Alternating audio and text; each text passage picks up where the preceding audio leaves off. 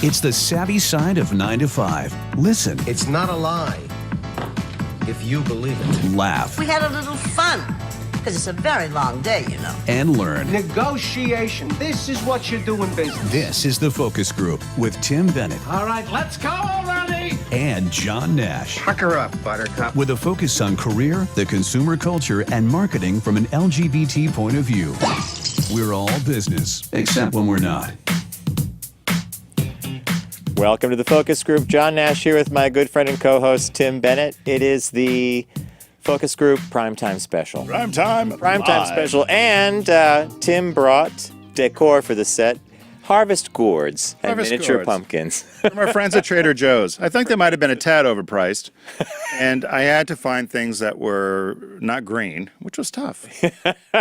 So we'll see if these work. I don't know. I might leave them here. We'll use them all through October. I love it. And we'll rearrange them, and smart listeners might notice that one time we'll do a grouping of just orange. Maybe it'll be a mix match. I was thinking maybe you could carve one. This one would be the prime. Although you could probably marker these with like Sharpies or something. Hey, focusgroupradio.com is our website. That's where all our platforms are listed. Way to reach us. We have the audio and video of the show there as well.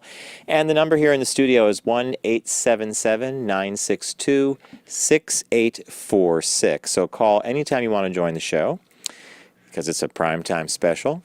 And we're willing to take your calls. We're hoping people are watching. Right? And we have a great team in the booth. We have Garrett and we have John. Guys, I was wondering if you guys were part of a band. You know how during a band they'll say, we have so-and-so on bass and so-and-so on trombone. Well, not trombone, but perhaps in brass. What would you be? Like, Garrett, what would you be? On the board? No. But maybe the snake flute. I don't know. I don't know. I guess I'd be the switch. You'd be the switch? Yeah, people don't really, think about us back here, except for you guys. So I don't know what would be called. Well, we always break the fourth wall. You could do cowbell. Yeah, I need more cowbell. More cowbell. I'd like to learn to play the banjo, I thought, the other day. Well, put it on your to-do list right behind piano. Because you want to learn piano, too. And that's like, I'm going to learn piano. The other day, I'm going to animate a cartoon. The other day I had a thought. I was sitting by my koi pond. Shut up. Yeah.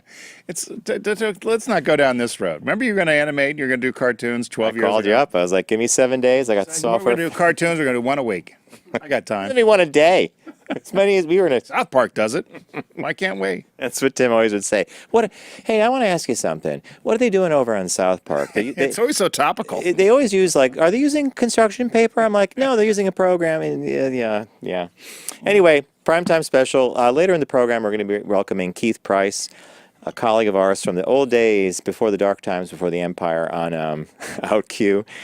And Keith is now doing Curtain Call. It's a podcast, right? Yeah, it's a podcast about Broadway. It's Broadway. He has a bunch of different kind of insider info around Broadway.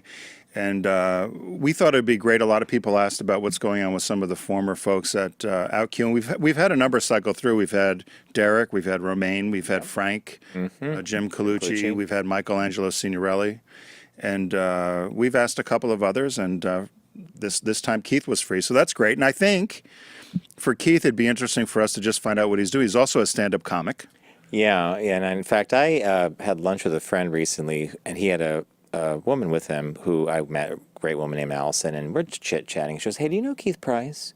I'm like, yeah, of course I know Keith Price. And she knew him through the comedy, and really? And he was doing something down at the Duplex, I think, or we'll ask him when he's here, but it was a regular thing he did, and he had people come up and do stand-up. The other thing I thought would be interesting to ask him, and again, if you want to call us while he's here, we're live, is this time of year as we go from fall into winter, a lot of people come into New York for the holidays. And to be honest, I'm not sure what the hot plays are right now on Broadway. Good question. So it'd be a good thing to ask him, what's he seen, what's he like, what's a must-see, what can you miss? That's going to be fun. Yeah. And we have our deep discount read. As usual, they're a partner of ours on the show, and we're going to spice that up a bit with a little game playing. And then that flick you're going to throw in there. A movie game, and then we're going to close the show with, it's been forever since we did a Tim's list. Right. And it's going to, we're not going to. This is a new list that came out, so it'll be interesting to see how the Tim and I had a drink before coming over, if you can. We should have had two. What was the name of that pub? The guy had tight jeans on. Oh, that was Jack the Riley's or something. Jack O'Reilly's or something. Jack Dorsey's? Jack Dorsey's. Of course, you boys would know. And John Sullivan's is across the street, too. John Sullivan's is further up. Yeah, we were coming from the 8th Avenue, Yeah. so we saw that one first, and it was fine. I like the place. I'd go there all the It time. was very good. It was very good. So a crazy week, but a good week. I had to serve jury duty, and it wasn't what I was expecting. Were there any cases you got called for? Did you get questioned? Dead. No, you mean for like the voir dire or You know, do you believe in police law? Do you believe in what the law tells never you? made it out of the jury room. I wonder never why. made it. Did you have to fill out a questionnaire? I did the whole thing, and they What had. did you put down for occupation? I put down. Entertainer. Don't you know who I am? Don't you know who I am? Jimmy Kimmel.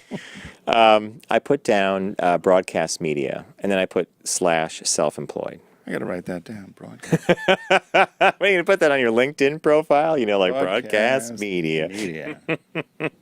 I can't serve jury duty. Self-employed. I got things to do. And then, the questionnaire was kind of funny. So there was a thing that said, are you full, part-time, whatever? And so I clicked full, and then it says, what days of the week do you work? Well, All. Monday, I checked Monday, Tuesday, Wednesday, Thursday. That's the days of the week. That's when people usually work. And I thought, okay. And they did what you hate. What's that? Something you talk about a lot when, that other countries don't do that we seem obsessed with doing. What is your race? What's your race? You couldn't just answer American. You had to be a citizen to be there and a resident of the city of New York and the county in this thing. I think when you start segregating people as much as you do, you end up with nothing. And that's what I think the big problem is in the LGBTQIA community. The more letters you add, the more you segregate the group, and the more it becomes nothing. There's no power in 3 numbers. There's no power in little bit of bits. Power is in a mass. It's a mass group, yeah. Gay. Manhattan, martini up. No, you start doing all this other stuff, you end up with it ends up being a mismatch. Yeah, I agree. mean, Philadelphia is running into it now. It's crazy what's going on in Philadelphia. Oh my God, all the nonsense going on. Was it still the flag thing? They're trying. It's gays who use electricity. It's gays who got dogs. Gays dogs. who like Thomas Edison. Gays who went to Thomas Edison's Gays who wear museum. blue. All right. What caught your eye? What caught your eye? Here's what Tim and John found. I have 3 quick hits. 3 quick hits. Okay. For what caught my eye, and this was interesting because with all the nonsense going on right now in Washington and with elections and so forth and so on, a lot of stuff doesn't get reported, but we've heard about a lot of things. So, for instance, we're all very familiar with President Trump's ban on transgender troops or transgender people, service people being able to serve in the military. So this just came out less than 24 hours ago, and the headline is Top General to Trump. Transgender troops should be afforded the opportunity to continue to serve. And you can see the headline there. Is Top General Mattis? It's General Joseph Dunford, who's the chairman of the Joint Chiefs of Staff. Okay. So he's in charge of the 4 branches. He's the representative for the 4 branches of the military to the president. He said yesterday, he advised President Trump and the administration officials not to ban transgender troops, saying any individual who is serving his country, quote, should be afforded the opportunity to continue to serve. He said, I believe that any individual who meets the physical and mental standards and is worldwide deployable and is currently serving should be afforded the opportunity to continue to serve. He said, I've told that to the president privately, and now I'm stating it publicly. And so as we all know, in July, Trump announced that on Twitter that he was going to ban transgender people from serving. In August, he signed a presidential memo prohibiting the military from enlisting transgender people, and he wanted Defense Secretary Mattis to take 6 months to look at it. But when General Dunford was in front of the Senate, your senator from New York, Gillibrand, asked him if he felt that he had spoken with any transgender service people and should they continue to serve? He said, absolutely. So right now, and this is interesting, so it's Senator Gillibrand, is that how you say it? Gillibrand. From New York, John McCain, Republican from Arizona, Jack Reed, Democrat from Rhode Island, and Susan Collins, Republican from Maine, have now introduced a bill that would block Trump from any transgender ban by prohibiting the Pentagon from involuntarily separating or denying the reenlistment as transgender troops solely on the basis of gender identity. So once again, we have Republican McCain and Collins really giving it to President Trump. I was going to ask you how the the recourse that Trump, the president, would use if the generals came back and said this isn't happening, because this was all spun up because of a deal that had to get made for the House to do something for one woman, a representative who thought, I don't want to spend the money on their medical care. Turns out the military spends $62 million a year on erectile dysfunction pills and about $8 million a year on transgender troops, which sounds absurd when you say it. And in fact, the argument just goes poof. Well, that's what's going to be interesting about this, is because if the military says, this is much to do about nothing, it'll be interesting to see. I don't know what Trump will do. That'll be So if Congress writes legislation, though, that becomes codified as law, and he can either veto it or decide. And at that point, if he vetoes it and it comes back through and it's overridden, then it's just come on. And then the second one I had said the federal judge had a brutal rebuttal for a homophobic business owner. And as you know, John and I were talking in Colorado, the case about the baker that refused to make a cake for the same-sex wedding has been, it's going to the Supreme Court in the fall. Yes, that one's on track for that. But this one is a very similar case, and they said they think it could be an omen. And they said this is from the U.S. District Court, and this is in Minnesota. And there's a couple who decided in St. Cloud, Minnesota, that they weren't going to videotape a same-sex wedding. They said that it was essentially, they were arguing for their right to discriminate, saying that it was against their religious beliefs to have to service these folks, essentially. So they said that they were challenging the provision and they want to maintain their right to refuse a wedding video service to same-sex couples. They argued that it was against their First Amendment rights. And so the judge in the rebuttal threw the case out and essentially said that this was akin to white applicants only signs. That's the phrasing he used. He said, according to the Minneapolis Star-Tribune, Judge Thunheim said that the ruling that the couple's conduct was akin to a white applicants only sign and could be outlawed without infringing on their First Amendment rights. Posting language on a website telling potential customers that a business will discriminate based on sexual orientation is in part an act of sexual orientation discrimination. And that is not protected by the First Amendment. So they said this is a good omen because they think this is a precursor as to what's going to happen about this cake.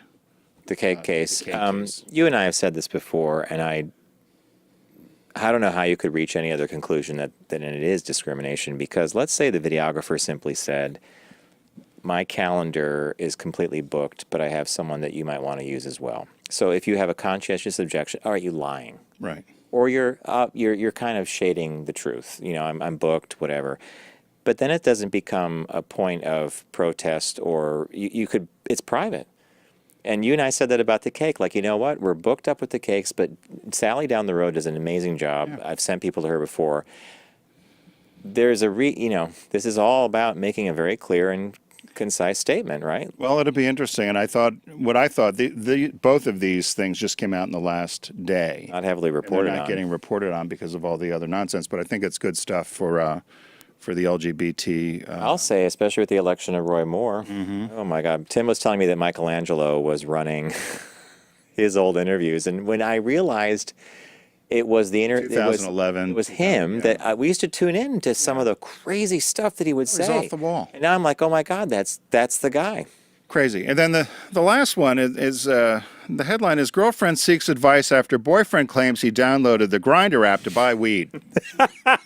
So the poor girl. How does that work? Was he going to find a dealer on Grindr? Is that so? She had so anyone is familiar with Grindr? It's a hookup site, right? I guess a male hookup site. It's a hookup site for guys, yeah. And so this woman, she's 26 years old. He's 34. They've been dating for about 6 months. They've only had sex once, and that's where the story goes. Well, she said we've been 6 months. He has a problem with the drink, and sex has been rubbish for a while. He has a problem. Is this a British? She said, yeah, he has a problem with the drink. Okay. With the drink, and sex has been rubbish for a while. So one day she came home early, and he was furious. So she couldn't figure out what was wrong. He was very mad at her, and he took a shot of vodka and went to bed. And something made her look at his phone, and then she found the app. She found the Grindr app on there. He admitted that he'd had sex with a handful of guys, but hundreds of women. So, wait a minute. He confesses to sex with men. Handful. A handful. But hundreds of women. Is that to make her feel better? Right before her. Oh, I feel so much better. So he said, I'm but so glad you he shared said, that. even though he admitted he did experiment with guys in the past, and it was only a handful, that the reason he signed on for this app was simply to buy weed. He wanted to get some weed. He thought it might help him sleep better. Because, as we know, the gays operate the best weed shops in the world. So what advice would you give her? Was this Dear Abby? Well, it was like a Dear Abby in Britain. Oh, you got it. it. The woman's like, honey, take off the rose-colored glasses. Cut and run. Cut and run. That's the advice. I don't think. Do you think it's bad he had the Grindr app on there? No. I think you can look. Sure, go ahead, look ahead. But here's the problem. The part of the story that I loved the most was when she confronted him and he confessed to with a handful of men. Hundreds a of mere handful. A handful's 5, 4. What's a handful? 6, 2. I don't know. And then, but to prove I'm straight, I've had a handful is 20, because a handful. Don't you think? How'd you get a handful's 20? Because you would say a few would be 10, right? Because you'd say, well, 3, no, 2. You're going to get stuck with 2. You're going to get in trouble with 2. A couple weeks. Few is more than it was more than 3. A couple weeks back, we did a bit where it was determined that the average male has sex with like about 7 partners, 7.2. I don't know. We remember we laughed about the 0.2. Maybe that's the 0.2. Maybe it's a Grindr thing. Wow. All right. So kicking off from that, it feeds nicely into the what caught my eye. I'm a newly minted animator, so I pay attention to animation stories, and here we go. I know that. Netflix pulls episode of children's show after parents complain about a phallic image embedded in the show. So a kids' cartoons in general often have jokes and imagery embedded in the movie. You think of Nemo, or there's like a lot of adult humor in cartoons, like Bugs Bunny and all that kids get, and, or we get, but kids don't, and as they grow up, they're like, wow. So the show is called May the Bee. And it's a children's book originally. Now it's a thing. It was produced by a company called Studio 100 in France. And the drawing in question appears in episode 35 of the first season. The scene features the titular bee flying near the titled bee flying near a log, and the inside of the log features the phallic-like drawing. So viewers of Maya the Bee recently brought the image to light, sharing screenshots of the scene on social media. Now, did you see you saw when I was talking to yeah. Right. So it's a penis in there, see? Where? Right there. Oh, wow. Who drew that? Well, one of the animators did. Just to have fun. Because it's a long... Did you put any penises on your animation? No, it's a long tradition, apparently. A long tradition. The apology, an absolutely inappropriate image has been discovered in a 4-second flyby scene in one episode of the total of 78. In other words, the studio is saying, all the fine work we did, don't worry about the 4 seconds with the penis in the log. The origin of this image obviously results from a very bad joke from one of the 150 artists working on the production. They're desperately looking to see which guy did this. They'll try to press charges. But in the meantime, they pulled the episode, they re-rendered the file, and they put the episode back up. So how would somebody notice it going frame by frame? Which leads us to the second part of what caught my eye. And this is a brief history of hiding dicks in cartoons. So apparently, when movies were projected at theaters only, 24 frames per second, you could hide an image in one frame of film that you would never see. But the animator knew it was there because it was subliminal then. Not even subliminal. It just went, you never even caught it. But with the advent of VHS, DVD, etc., now you can see things. So the first instance of this that someone remembers didn't even happen on a movie, but it happened on the packaging for The Little Mermaid. Oh, I remember this. So when The Little Mermaid came out, there was a brouhaha over the cover because it looked like one of the towers in King Trident's castle was in fact a penis. Right, I remember this. And they had to change the boxes out, right? Oh yeah. The artist said he debunked the theory and they chatted with him, and he said he drew the cover in a hurry and didn't notice that one of the spires looked like a dick until someone in his church group pointed it out. Here's the church group. Once you see it, you can't unsee it, though, and there you go. So the next instance is something from a movie called An American Tail, and this is a very obvious penis drawing put into a cartoon, and it's called Fievel Goes West. So the character is called Tanya. The character is called Tanya Mouskowitz, and she's singing. Oh, it's a she. And it's a musical cartoon, and she's singing "Dream to Dream," where there's a brief flash of a penis doodle right next to her face. And the author of this piece said, "I recently watched the movie on Netflix, and yup, it's there. That's you can't funny. miss it." This next instance. You would think an animator could draw a penis better than that. Yeah. Well, you know what? You're exactly right, Garrett. I was thinking Garrett, the same thing. What a very cool and smart comment. You're right. It could have been elaborate. done. I mean, it's only one frame. It could have been a really nicely done, Beautifully done, yeah. Yeah. even bigger too. I thought it was air coming out of her mouth. Oh no. Singing. And this last instance here is from a movie called The Rescuers. There's a scene where Bianca and Bernard fly through the city on the back of Orville the Albatross. And there, in two separate frames, where a real topless woman can be seen in a window.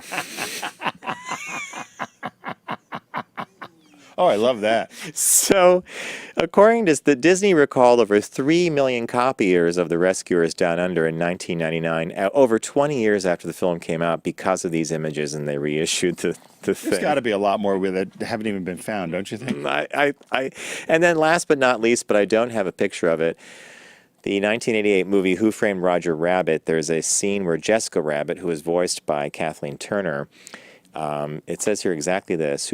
Jessica Rabbit's vagina gets a brief exposure after she and Bob Hoskins are thrown from a cab during a car accident. Someone removed her underwear for a few short frames, leaving her completely bare. So it would be like the five-old dick thing again. But yes, a long history of animators. And I'll tell you why.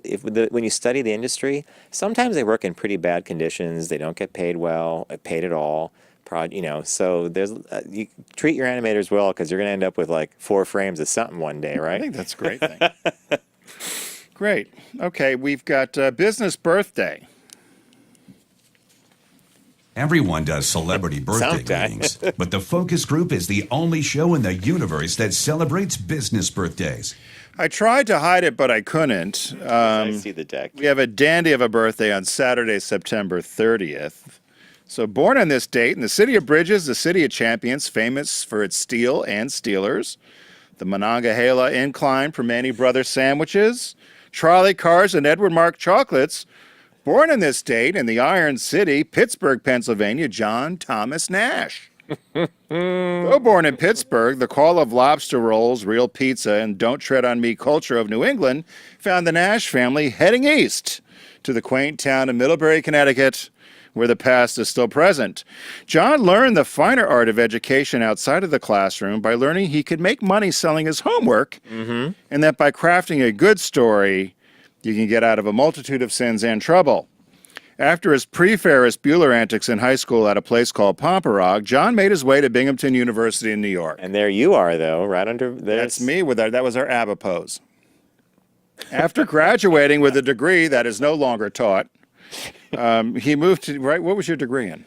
Oh, it's graphic design. Yeah, and do they history. kind of teach it anymore? I don't know. They do, yeah. You're no typesetting now. He moved to New York City, which he calls home. He started 3 successful marketing agencies and is among the early pioneers in reaching the LGBT consumer before it was even vogue. His work for Subaru, along with his co-host Tim, forever changed the way corporate America viewed the gay and lesbian consumer and ultimately LGBT Americans. John currently is fulfilling his destiny to perform to whoever listens and will be celebrating 10 years on the air in early 2018. I could have edited these pictures. You could have. And I was kind. And you were kind indeed. Folk, if you're watching on YouTube, there's a selection of pictures, or Facebook. But Tim for Graff the on audio, Facebook, yeah, that's what yeah. John's laughing at, the pictures. The Focus Group has allowed John to also explore his other passion by matching performance with animation. Stay tuned for the cartoon now that John just finished his 2-year animation degree. John got married to his long-term partner, Bob, and they've been together for 30 years. I always joke about praying for Bob, but the reality is 30 years in a relationship with all its ups and downs is admirable. John loves the 3 C's. Well, maybe it's the 6 C's. Chocolate, cycling, cats, cupcakes, counting calories, and chatting. He's also a sci-fi nut, but we won't hold that against him. Years ago, way back when, I asked John's mom, Carol, about what she thought about John as a child with his unique and defiant way. She paused And then she said, I never thought much about it other than he was just John. He's my son, and I love him. Revolutionary niche marketing leader, engaging co-host of the focus group. Happy birthday to a real dandy, John T. Nash. The T is for talker. You know what I forgot to wear today was my ruffled collar, my dandy's collar, or perhaps my cravat with a pin. I hope they're all melted. But I got you cupcakes. This is from a place called Lily of the Valley. Do you like these? They're very good, I think. Now because you're a cupcake aficionado. But they've had the trip from, you might want to settle them up. Everybody's going to have cupcakes Everybody's then, going to have cupcakes. And I also bought you the gift of chocolate. You like edible things? Love chocolate, yeah. This is why my bag was so heavy, you asked. Well, the gourds were in there. Gourds were in there, and this gift of chocolate, the gift of chocolate's very expensive. You'll see that on the card. The corporate card? The corporate card. So there's your gift of chocolate. So happy birthday, John Nash. Should I open this now? No, you can do it. Okay. You can do it during the break. Do it during the break. You know, we're on a clock. So happy birthday, John. Well, thank you. That is a very cool thing. I think one year we did lemon cake for your birthday, right? Yeah. Because Tim is on a chocolate. There's chocolate in here. Yeah, but you like lemon. I like lemon. Is there lemon in here? Strawberry shortcake. There's You get. butterscotch, and there's I love the one with the toffee. pretzel. That is mine. The one with the pretzel. These are Oh, chocolate. they're all pretzel. Okay. Well, thank you. That's You're a welcome. really, really cool thing. Birthday's coming up. Can't reverse that. Saturday. Yeah, ooh boy. All right, folks, Deep Discount is a partner of ours here on the Focus Group, and they've been an amazing partner. We want to thank them for joining us. You can go to Deep Discount through our website, focusgroupradio.com. Just click on the link, and we urge you to do that because they have everything you need entertainment-wise, even turntables, right? Turntables, concert shirts, which I love. Shirts, books, the whole bit. So this month they're running a pretty cool special, actually. It's films that have been listed on the American Film Institute's top 100 or 500 films of all time. And the AFI is an organization that preserves the heritage of motion pictures, nonprofit, educational. It's a fantastic organization, but they have these amazing lists of like the top films that they want to preserve. And so I went and picked two pictures, and I'm wondering if Tim, I think you might have seen one, and you might have seen the remake of the other. So the first movie I picked, oh, wait, I forgot completely. So if you're watching, 877-962-6846, or perhaps you could do it through social media, we're going to play two audio clues that Garrett has lined up. It's called Pick That Flick, the game we're going to play, a little brief one. Both the clips come from AFI movies. They're both available at deep discount as well as the ones I picked. So what we're going to do is we're going to play the clue, the audio. It's like 9 seconds. If you're the first person to know the name of the movie the clip came from, you're going to win a cupcake. No, No, you get a pair of our famous Focus Group Radio socks. You're going to get the purple socks. So let's go with the clues. Ristle-tee, rustle-tee, hey Johnny, dossel-tee, Wesley, go quality, ristle-tee, rustle-tee, now, now, now. The hell was that? That was the first one. This is Bill. He's been a waiter for 3 years since he left Penn State and had to get work. He likes the town, he paints toy soldiers, and he's gay. I am. Okay, so both those movies are from movies that are listed with the AFA. They're like films to be preserved. They're fantastic. They are available at deep discount if you know where they came from. With those audio, do you want to play? Should we play them again or Play them again? Hopefully, our social media. We got to get our social media. Ristle-tee, rustle-tee, hey Johnny, dossel-tee, Wesley, go quality, ristle-tee, rustle-tee, now, now, now. do you know where that one's from? No, I have no idea. This is Bill. He's been a waiter for 3 years since he left Penn State and had to get work. He likes the town, he paints toy soldiers, and he's gay. I know that one. I am. You do know that. Okay. I know that one. So 877-962-6846. If you're the first person to reach us and know one of those films, you're going to win some Focus Group socks. All right, so I picked the movie Witness, starring Harrison Ford and Kelly McGillis. It's about a young boy, an Amish boy, who witnesses a murder in Philadelphia, and there's police corruption, and they move him out to Amish country. Did you see the movie? It's a great movie, and there's a statue still at 30th Street Station in Philadelphia, and every time I go there, I think of the movie. It's very iconic. What is the statue of? I don't know. It's a little Amish kid was looking up at it, and he got scared. It's got wings. It's beautiful. That's in that. It's a monument to, I think, World War I vets. That's when you walk through this, and that's It's huge. It's big right in the room. center. Yeah, I love right in the center of the hall. best train station down It's there. a beautiful station. So Witness is available at deep discount. It's one of the AFI top films of all time. It's on many of their lists, top 100, top 500. And the other one I picked is the original version of the movie Sabrina. starring Audrey Hepburn and Humphrey Bogart, and also William Holden. And the movie was remade in 1995, and that version featured Harrison Ford. And I forget who played the girl, but the guy that used to host Talk Soup was in that movie as well. Oh, really? I forget his name too, but I enjoyed it until I saw the original, and I think the original Sabrina is a really great film. Always better. Sabrina is the daughter of the Humphrey Bogart and William Holden are rich boys, and their chauffeur's daughter goes to Paris. She comes back. She's all shined up like a new penny. They fall in love with her. Oh, we got calls. Yeah, we have let's go to Chris. Chris, welcome to the focus group. Hey, guys. How you doing? Hey, where are you calling from? Just outside Chicago. Okay, cool. Do you have a guess for John on one of the movies? Yeah, number 2 was Groundhog Day. You are 100% right. Bill Murray, as he's trying to convince Annie McDowell that he's relived the same day over and over, and she does that thing in the cafe. She's going to drop a plate. She's going to do this. Very good. Forward us. I laugh every time I see it. Every time you hear Sonny and Cher, I cry laughing. Yeah. Hey, send us your address to letters@focusgroupradio.com, and we'll get a pair of our socks out to you. Thanks, guys. Thank you, Chris. Take care. That leaves one more movie to guess. One more movie, which I thought was going to be the easiest one in the world. Yeah, there is Groundhog Day. Before we go, there's also new releases at Deep Discount. The new release this week is David Lynch, The Art Life from the Criterion Collection, and David Lynch is one of those great. I guess he's a visionary when it comes to directing and producing, and so it's in Criterion. We had somebody on last week, Peter Becker from Criterion, and so you know that you're getting your money's worth if you look this up and get it. Particularly David Lynch, I think he's a cool guy. So go to focusgroupradio.com and be sure to click on the Deep Discount logo, and that's where you'll find all the information. The music's gone. What? No, he's right. You right? Yeah. Does somebody have to say thank you, Deep Discount? I usually say it over the music. Oh, you do? Oh, we have a new producer. Thanks, Deep Discount. Love these guys. So we'll be back? Yeah, if we're going to take a quick break. When we come back, we've got Keith Price joining us. And if during the time while Keith's here, if somebody knows what the movie was from the first, from John's first clip, be sure to give us a call and get a pair of our famous socks. We'll be right back with Keith Price.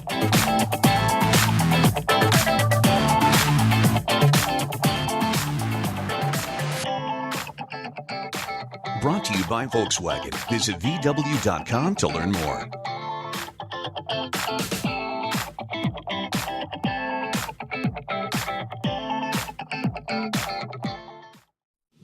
Focus on the savvy side of 9 to 5 with the Focus Group. Try, really try. Listen, laugh, and learn with Tim and John. I never try anything. I just do it. I want to do my, what's his name, my David Muir pose. Hey, welcome back to the Focus Group. John Nash with Tim Bennett, and sitting right next to me is none other than Keith Price. Hello. Hey, boys. How are you doing, my friend? I'm fabulous. Thank you for having me. This is kind of fun. It's a pleasure. Like, everybody has their glasses off, so I want to look young. Hold on. Well, listen, you don't have to read anything, yeah. Oh, I can read, though. Hey. Can you read without your glasses? Yeah, if it's like right there. Is it real? I'm different. I have to be further away. Yeah. I only use reading glasses, though, and I try to not. You hardly ever wear them. I don't. Well, I don't mind them, but a friend of mine said he started wearing reading glasses, and he looks at spreadsheets a lot. Mm-hmm. So many weeks later, I see him for lunch, and he said, try your best not to start it, because you'll never be able to stop. Once you start doing it, your eyes get used to it. Yeah, you guys get used to the glasses. And then, of course, after a while, especially if you have prescriptions, it just gets worse and worse. That's what his fear was. If I go to a store and I forget them, I'm walking around Target with the tag on because I'm using the readers from Target. But. I've had times where I've asked people to read a number or something. Oh, yeah. So, what are you up to? What am I up to? Oh, my God. Well, let's see. Since last we've seen each other. Well, I was going to say many people. So we have some new listeners, we hope. But so Keith was a colleague of ours at OutQ, and Keith did the morning show with Larry Flick on SiriusXM OutQ, which a lot of us are we're all veterans. We're all veterans of, and And we've had Frank. We and, survived Lord Such a have long mercy. war. I think we've had everybody. We've had most of the talent cycle through, and we've been trying to get you for a while. I know. And so the fact we're doing evening was good because we're able to Well, get you on. and I feel like I don't think I was incommunicado, but I don't think that I was really near other folks, any of our peers. I wasn't anywhere in the vicinity circling them because, like, we all kind of had to go off and do things for ourselves. And so I've re-engaged my life as a comedian again, which is something that I kind of like let go for those 10 years that we were at OutQ. And now I'm podcasting and doing my own theater energy. Like that was the thing, like when we guys started to hang out together then, that was the beginning of all of that. And then of course it got to bloom and grow. Yeah, while I was because you there, did a and couple now it's just- specials on OutQ. Yeah, I used to. At one point, I was almost doing a monthly special. It was a lavender. Well, Yeah. no. That was the Lavender Laugh Lounge was the thing we were going to try to do with comics. It didn't go very well, and then it was the behind the curtain specials. That's what I was doing. a lot. Lavender Laugh Lounge, though, Yes, conceptually, it's coming back. Conceptually, I always loved the idea. Mm-hmm. So was it an executional issue? Like I'm curious from a creative point of view. It wasn't an executional issue. It was more of a support issue. Like in financial support. Okay, you could say that too, but I'm just saying that in the platform energy that I was trying to create, there was not a lot of support. Got it. Yeah, you have to let event. people know it's there. You have to let people know it's there, and if you only let it happen once and then go, I don't know, it's kind of hard to see how it grows. Yeah. I mean, especially when you're in the environment. Right. It's, I noticed that, a lot of things that we saw while we were there is that when people came in to do new things, they were kind of given a 6 weeks kind of to pull it together, figure it out. Well, they would spend it up front and then let it Right. slide after that. But So- that's we talk about this sometimes on our show here now, which is I feel like I'm showing too much cleavage. we talk about this notion that that's just their business. It's a That's business their business model. model. They'll launch something and then kind of let it out there and Right. hope to hell that in the media world we live in now, content everywhere, Right. that people are just going to find it. Well, they're going to find it, or they're going to be following it on the Twitter, or liking it on the Facebook, and Yeah. the more likes you have, for some reason, translates into more people that are really paying attention, which in actuality we both know is not the case. It's all bullshit. It's Okay, all so bullshit. Tim- The engagement. It's like you could tell by the engagement of people. Like some may have 500 followers, and they post something, and 100 people like it, do something. It's like that's what a 20% kind of, a thing. And that's about as really fabulous as you're going to get. When you start talking about people that have, hundreds of thousands of followers, and then, they put something out there and 3 people respond to it, then you kind of know that that's a little bit, We just had this illegitimate. conversation before the show. A listener sent us a really great letter that he is buying a VW based on their support of the show. Right. Tim said to me, wasn't that a great letter? And then he said, I looked at I tried to correlate his name to any of our social media accounts. And he goes, and like we suspect, like our example is I watch Meet the Press every Sunday. I don't go to the website. No. I don't go to the Twitter account. No. I don't Like go the to Facebook. Facebook page. I watch No. the show on TV. That's that. Right, because you're not 21 needing to be I'm not plugged even. in. I'm not even sure that a lot of. I think I have a lot of friends in their 20s, and they're not even as plugged in as that. So, Because it's already passé for them. and they're using social differently. Yeah. That's the pictures on Instagram. It's a whole different story. They're telling stories. They're not necessarily interested. Well, in. it's everybody's opportunity, I think, to have a moment.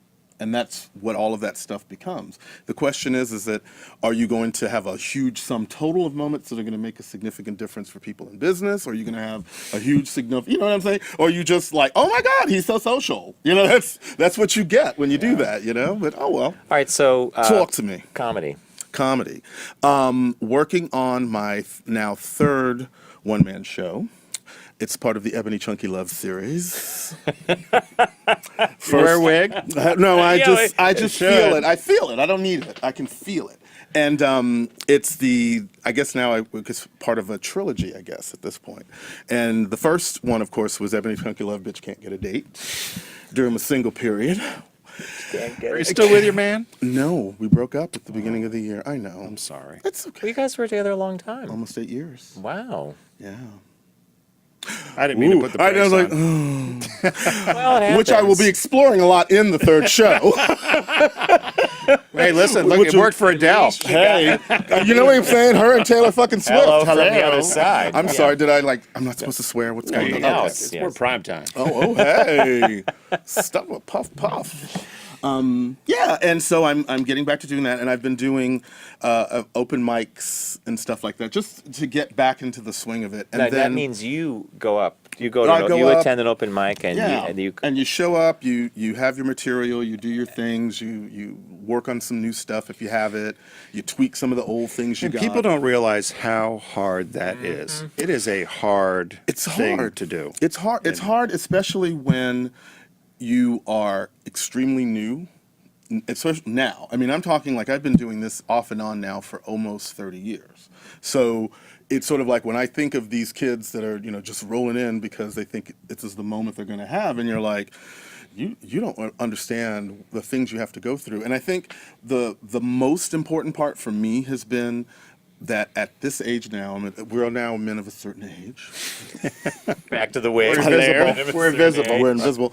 And now that I'm at that age, it's sort of like there's a certain level of confidence that comes with that, and there's a certain level of understanding of my own personal experiences that I bring. Because my comedy tends to be more of my personal energy that I look at things in the world, but it's always my energy about the way I look at them. Like, I did this joke the other day, and honestly, it wasn't even really more of a joke. It was more of an observation. I was on the subway, and they have these new ads for this drug called naloxone.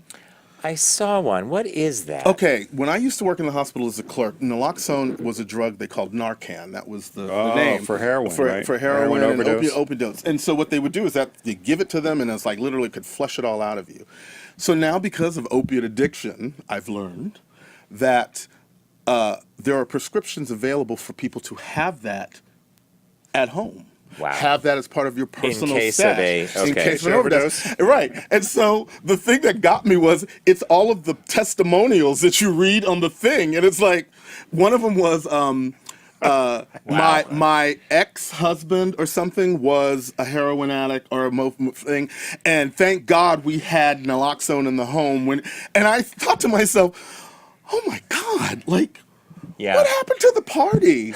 You know what I'm saying? We come from this generation where, a little pot, maybe a little bump of something, and then you got the cocktail and you dance all night. That's pretty much the 80s and 90s for us, right? Now advertising Subway is featuring a product that can bring you back from an overdose. Right. I mean, and then the other thing is that they had another one where the said my best friend came from the apartment next door, and I brought the thing because I found him slumped over, and I thought, what kind of people are you hanging out with that you have to worry about the fact that they might OD when you're out on the dance floor? Like, what kind of stuff is that? And I'm like, you kids today. that's a kids today moment, And that's a whole nother, because that hooks into the whole opioid thing, which I think I don't really see, but it's near you. It's near you. I mean, neighbors of ours upstate lost a child to it. They have another one struggling with it, and but I mean by that I mean it's peripheral. Like it's not.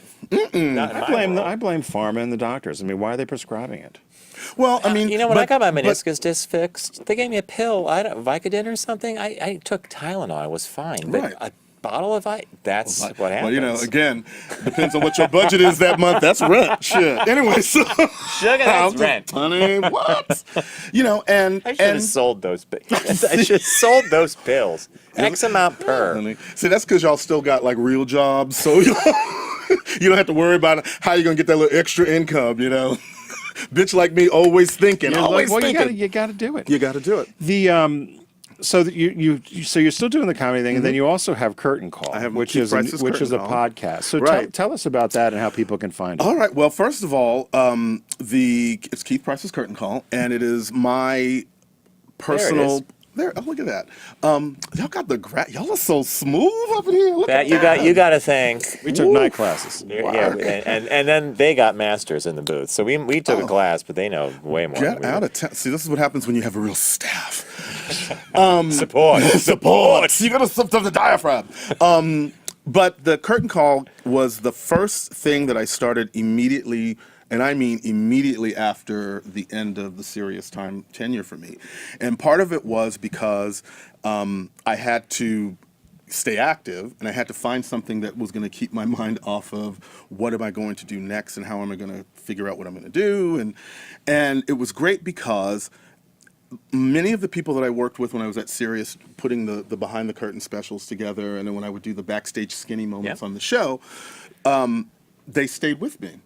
And almost immediately after, I got a phone call from my wonderful friend Chad Dugat, so I'm going to give him a shout out to folks at Hanger Studios and Pro Media Studios, and Joey D. And Joey D. That's my man. It's like in Fargo. Go Bears. Go Bears. Go Bears there. But he called me almost like a week after I did the Facebook message saying, my tenure at Sirius is now done. I'm going to look forward to the things to come. So that you can at least look dramatic when you're walking out. And with a box. Exactly. And a statue and some sad little toys from your desk. A stress that ball. One plant. Pair of focus group socks. Exactly. Which I still have, thank you very much. Do not play. And I remember, it's like, and my friend Chad, he called me literally almost instantaneously after he saw the letter, and he said, listen, do you still have your theater contacts? And I go, I guess. I haven't been able to test them just yet. And he said, well, I have the studio. We do podcasts. We don't have a theater podcast. Would you like to come and be a part of this podcast family? And he goes, and do the things that you were meant to do. And it was one of those moments where you just realize that the backbone to that story is, this is why you should be nice to people, even though you don't know them. And I'll tell you why. Because that same person who called me used to sit next to me 5 years prior, right there at Sirius, in that same little pen that y'all used to see me in, when he was working for the Rosie O'Donnell show. And then one day, he was not there anymore.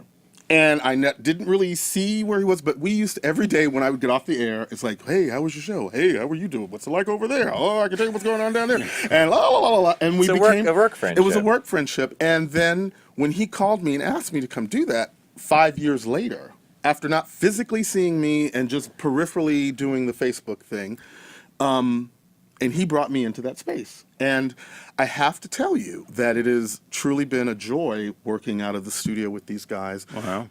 The folks that run Pro Media are fabulous. And this is not to be, like, oh, shut up. But I mean, you have to remember that as much times as we complain about when shit's terrible and how awful people are and what work environments are like, you forget when you're in a good work environment that it is important to be just as grateful and just as vociferous about that as well. So I've been very fortunate that I've found that little family to kind of go to next. So which is great. what's your range of you can talk about anything you want on Curtain Call? I can talk are you focusing on youth theater? I focus on all aspects of theater in terms of front of the house, back of the house, on the stage.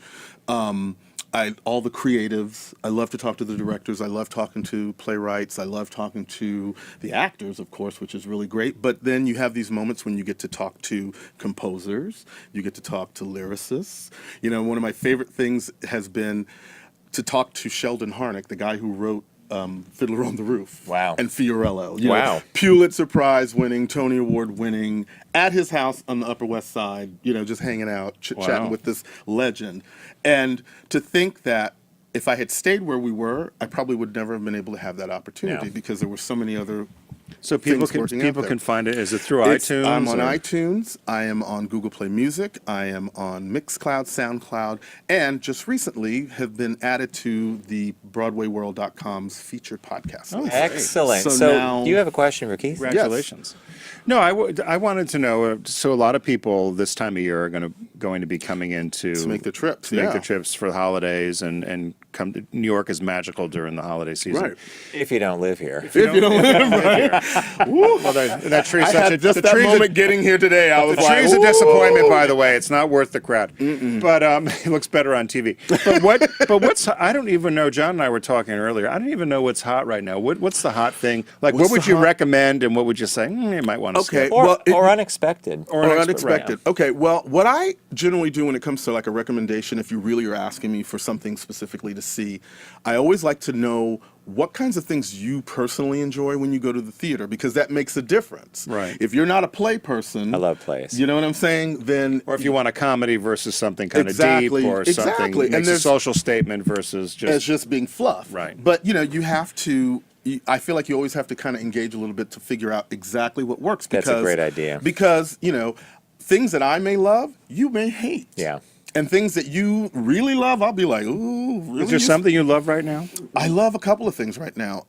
My favorite has been so far, and it got brutally savaged, I think, in the Times and some of the other papers, the show called Prince of Broadway right now that's happening at the Manhattan Theater Club. It's this fantastic retrospective of some of the biggest works of the famed director Harold Prince. When you said it, I thought, could it be him? Yes. Yeah. And Who in knows that Kathy show, Bean very well, who's been on Really? our show. yeah. That's And it's odd one of world. these shows that if you are someone who, like I said, now this is the kind of show that I would recommend to someone who might think they like musical theater but not really sure.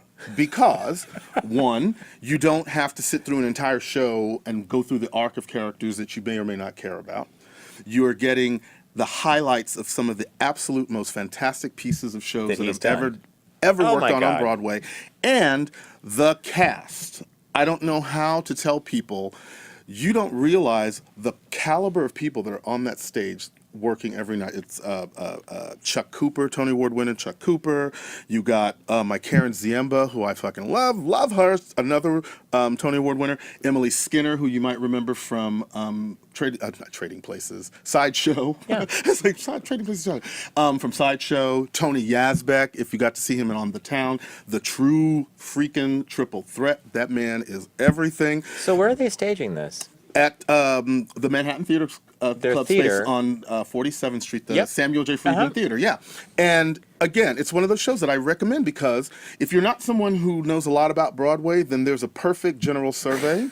It's like Musical 101. So why do you think it got beat up in the Times? I think that it got beat up because I for some reason, folks, I don't know what they were expecting. Like it's a review show. It's a musical review. Got it. So there's no real mystery. You know, there's no real thing. It's not Priscilla Queen of the Desert, which someone called a jukebox musical. Which is exactly what that is. It's a total jukebox musical. That is, but That not Prince of Broadway. But not Prince of Broadway in that these songs were already on Broadway. It's not like they're bringing in pop music from And whatever they're the hits. day. And well, they're like shows. the show's actual individual things. And you know, you're getting Brandon Uranowitz. Some people forget Brandon. That's my baby. 2-time Tony Award nominee, Brandon Uranowitz. I got you, Brand.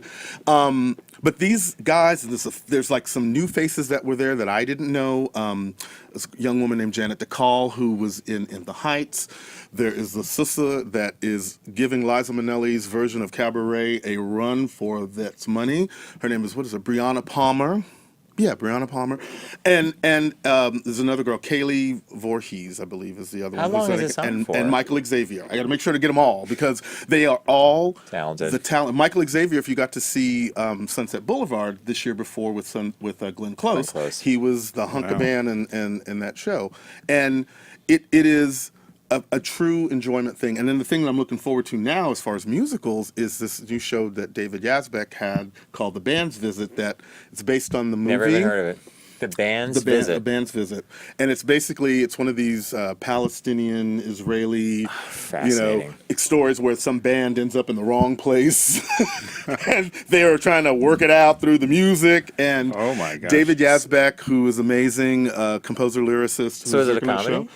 I don't think it's really a comedy. It's more like a dramatic something with a message. Almost sounds a little Mel's Brook. It should be Mel's Brooks, but it's not. It's a little bit more serious. And then you can never go wrong off Broadway. That's the other thing that people forget. Off Broadway. Is the off Broadway theaters have really great shows that sometimes can talk about things that you can't see on a big commercial Broadway stage. And so there you are having all these great conversations. And that was what the summer was like. I'm actually getting ready to go see a show that's going to be opening, I think, next week, called Desperate Measures. I'm seeing it in previews tomorrow.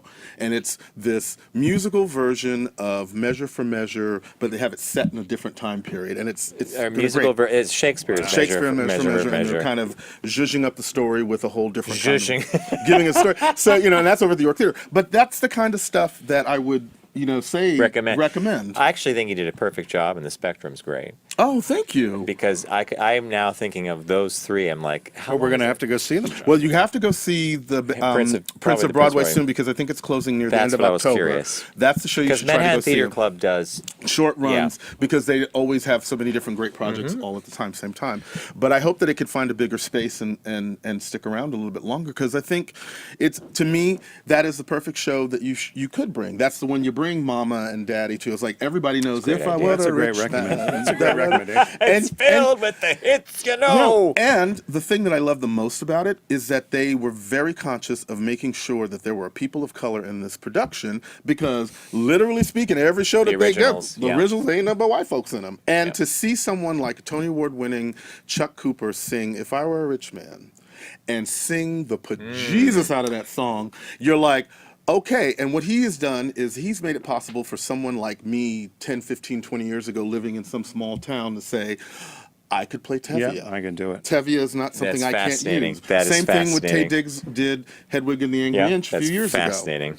So well, on that note, Keith, we, as you know, time is always a thief on these sort of things. But can you stay with us? We're going to do a quick Tim's list. Okay. And which we haven't done in a while. So you know the list. So get your Get your dialing fingers ready. 877-962-6846. We're going to do a quick interstitial. When we come back, we're looking for, if you could pick a number 2 through 10. 2 through 10, 7. So if you guess number 1 or number 7, you get a pair of our famous focus group radio socks. We're looking for the top 10 LGBT cities, the best gay and lesbian cities or LGBT cities for 2017 in North America. Operative word, North America. And Matt's, I think Matt's on Matt's Facebook. on social media as well, so he'll be able to let people know. So we're looking for number 1 and number 7 for a pair of our socks. We'll be right back and finish up with Tim's list. And be sure to check out Keith Price at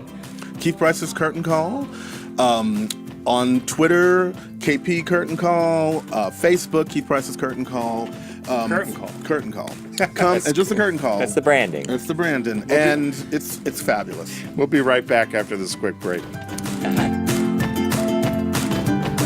Da ist der VW-Kombi. The Volkswagen Station Wagon. It's got more room than a regular wagon. It was called the Volkswagen Type 2, but you probably know it as the microbus, the minivan before there were minivans. Like the Volkswagen Beetle, the bus became an icon. It was a favorite for hippies traveling across America in the 60s and for just plain big families. And it's about to come back. This time as a zero-emission electric bus. Or rather, the VW ID Buzz. This is just a concept vehicle, but VW promises the version that comes off assembly lines in 2022 will be just as cool. Okay, maybe it won't have the rotating gnome. Well, I mean, this is like, compared to a real VW bus, I mean, from right in here, from the outside, yeah, it's all nostalgic. From the inside, it's completely different. The rectangular steering wheel is kind of a pain. It does retract out of the way when the ID Buzz is ready for autonomous driving, which this one doesn't really do. I mean, it's kind of cool because it is like, you know, I mean, you're driving a bus. You have a big windshield in front of you, no hood out there. The interior is enormous. This concept car has a surprising amount of stuff that actually lights up and works, though. And it drives pretty well for a machine that was intended for display stands, not roads. You can expect to see something like this at your Volkswagen dealer around 2022. Who knows what kind of stuff the kids will be into by then.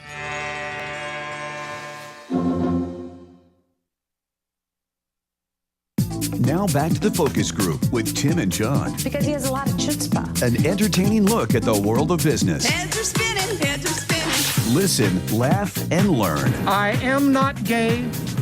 I never have been gay. That's my voice. Welcome back to the focus group. John Nash with Tim Bennett. Staying with us through Tim's list is the infamous Keith Price. Hello. Keith Price's curtain call. Yes. Oh, see? It would ask me an hour later, I may not remember. It's like Dick Cavett used to come home and the doorman would say, Mr. Cavett, how was the show? It was fantastic. Who'd you have on? I don't know. I don't know. I'm handing it to Tim because it's Tim's list. I know we got callers. Want me to give the number quick? Yeah, give him the number, John. 877-962-6846. Or if you're on social media, we have Matt.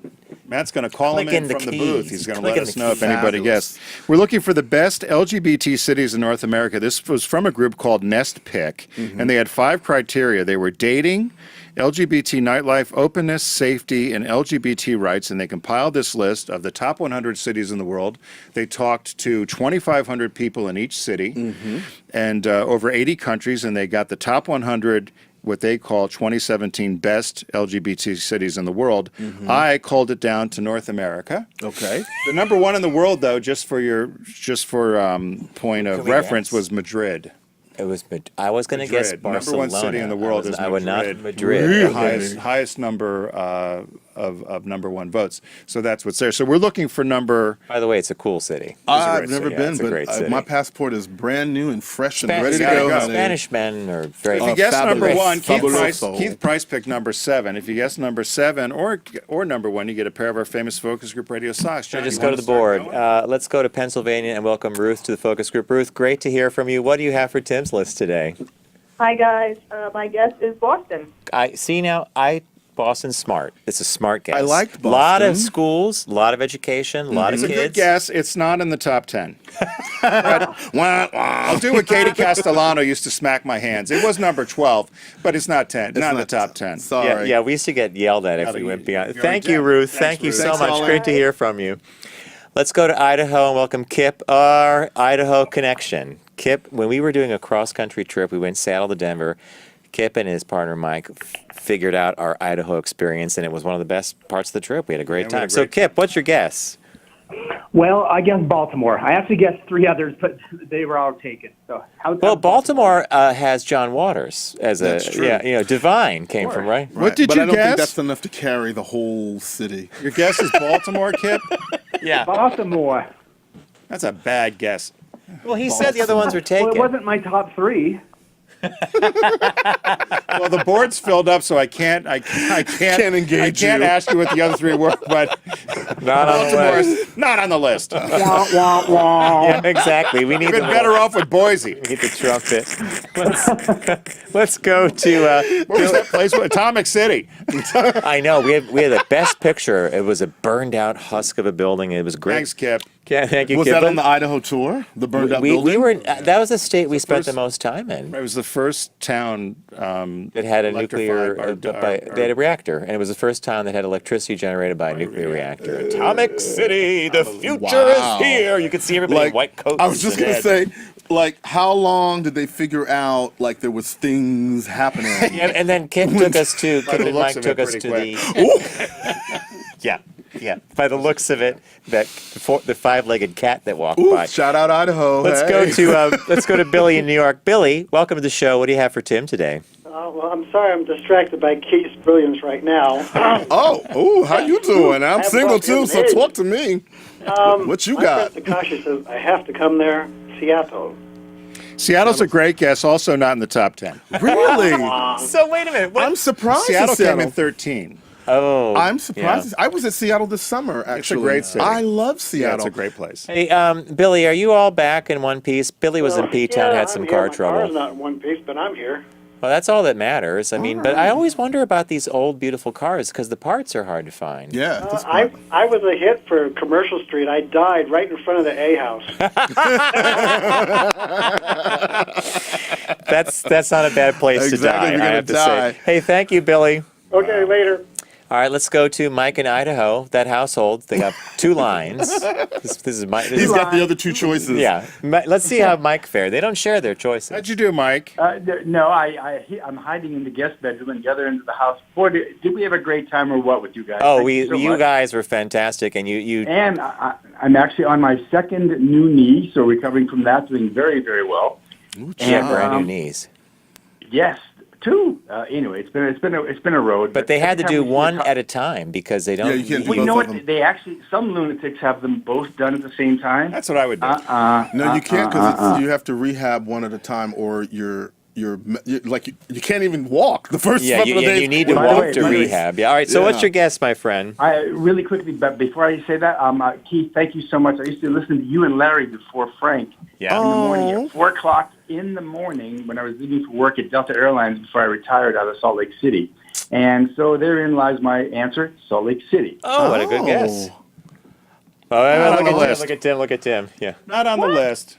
Wow. What? All those closeted Mormons. I know. You know, the Advocate had it on the list as best, but not according to Nest Pick. Wow. Okay. Anyway, I'm but shocked. really quickly in closing, we've got a picture of all 4 of us in front of that restaurant where we had cocktails that night in Pocatello in our hallway of fame. And thank you. So they're right next to Michael Carbonaro. So miss y'all, love y'all, and keep pressing on. Oh, you're a doll. Thank you, Mike. darling. Thank you. It's so good to hear from you. We have time for one. Did anybody on social media get anything, Matt? Matt has a thumbs talk up. to us? I have someone that gets number 1. Oh, you do? Where were they from? I do not. From Facebook, Heather Lowe gets number 1, which is Toronto. Congratulations, Heather. Well. So ask her, Matt, to send us her address at letters@focusgroupradio.com, and we'll get her a pair of. What was it, Focus Group Toronto? socks. Toronto was number 1. You want to take the list? Yeah, we're gonna go to the fabulous city of Las Vegas, the Strip, and we're gonna welcome Terry to the show. Terry's one of our favorites. Terry, how are you doing? Hey, just great, guys. Hi, it's good to hear you. I used to always say Las Vegas, but this time I said Portland. You know what, Terry, and I feel so sorry for you. You always are so close and yet so far. Number 8 is Portland, Oregon. Right next to number 7. He made it though. He Close made it. enough. Portland, Oregon, number 8. On the list? What's that? Was Las Vegas on the list? Las Vegas was number 14. It was one of the. Oh, so this time, so Terry, you were right. Terry following his instinct, saying Portland and not Vegas was great. Thanks, Terry. Terry, thank you so All right, much. guys. Look forward to hearing you again. Bye-bye. Thanks.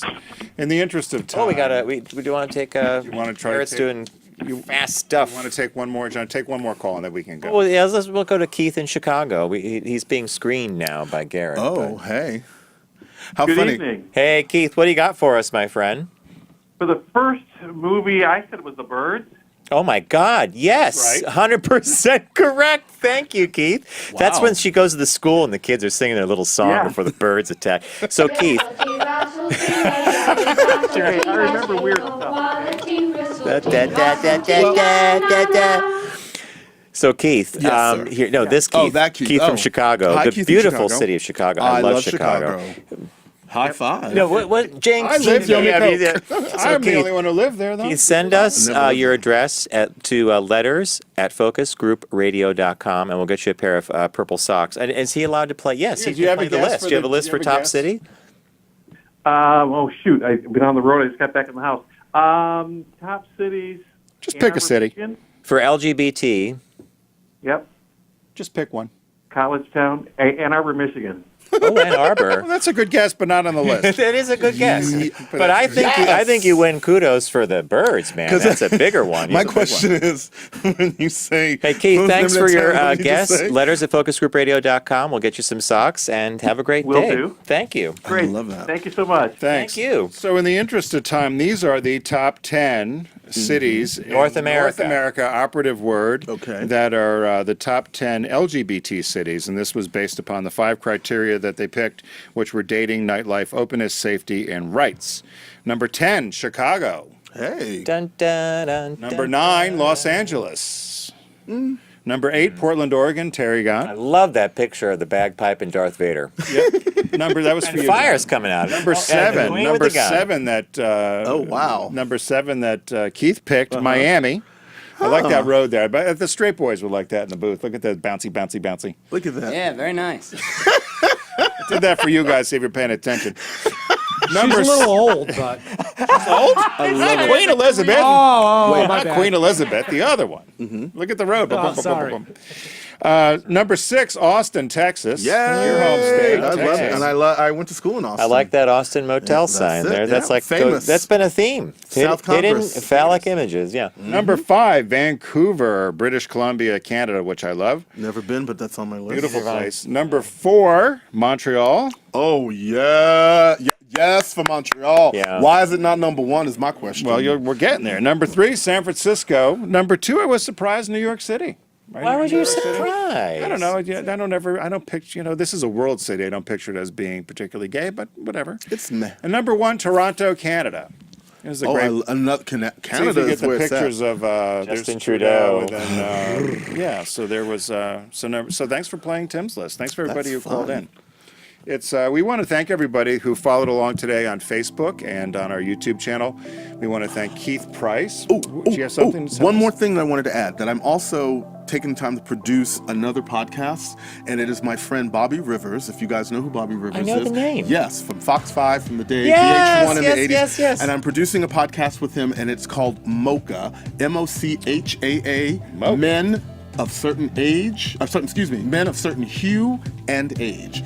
And we talk about classic films, we talk about theater, and we talk about how things are kind of mixed in. And that's on Mocha, MOCHAA.podomatic.com. Well, be sure to link into our focus group. I too, will, so because when you guys should share have stuff. him when he comes back to New York City. That'd He be would great. fabulous. Can you arrange it? I can absolutely arrange it, Bobby. I'm getting you a spot. I got you a spot. We also want to thank our friends at Deep Discount. Be sure to go to focusgroupradio.com, click on the Deep Discount logo, because we like to support the people who support our show, as well as our friends at Volkswagen of America. We're going into our 8th year with Volkswagen supporting our show. Be sure to head over to VW.com to find all the great deals they have going on right now with their year-end clearance. And as we like to say, John, don't text and drive. Arrive alive. Oh, thank God. I got it right. Garrett gave the thumbs up, though, and I was like, oh, my God. I was holding my breath, Matt. actually. Thanks, John. Thanks, Garrett. Thanks, Arrive Bob. Thanks, alive. John. Happy birthday, John. Thank you. Everyone have a Happy great birthday, Papa. week. We'll see you next week. Oh, we're going to be doing Derek and Romaine next Wednesday. We're sitting in for them in the evening if you're a Derek and Romaine fan. 5 to 7. 5 to 7. And we'll also be doing this show, too. So we're double duty next week. All right. Have a good week, everyone. Working it.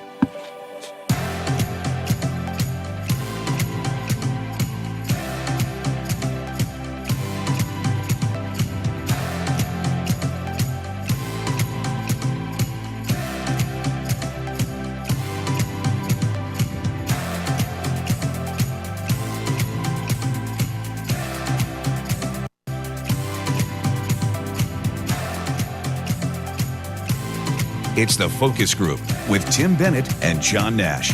Formerly on SiriusXM Satellite Radio and now accessible on all platforms. Subscribe, like, and rate us on your platform of choice. Learn more at focusgroupradio.com.